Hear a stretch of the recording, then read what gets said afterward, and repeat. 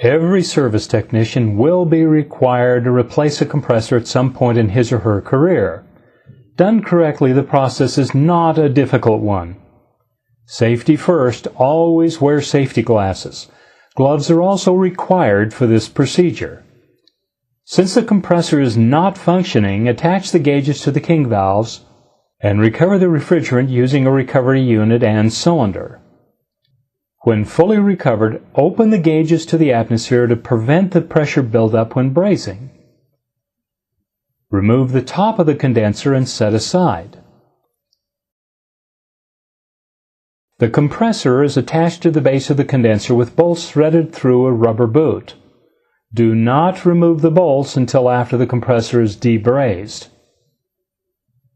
Adjust the torch to a neutral flame and begin heating the upper fitting.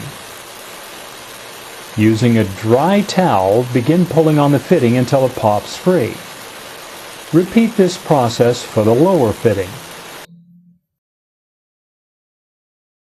Remove the bolts and lift the compressor out of the condenser.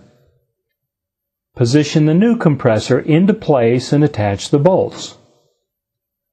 Flow nitrogen through the system. Move the lower tube into the compressor opening and begin heating until it slips into place. Then braze the joint as you would any conventional line set joint.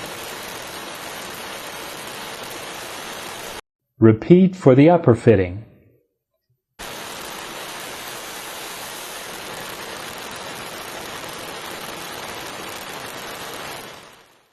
Pressurize the system to check for leaks. Evacuate to a minimum of 500 microns and recharge.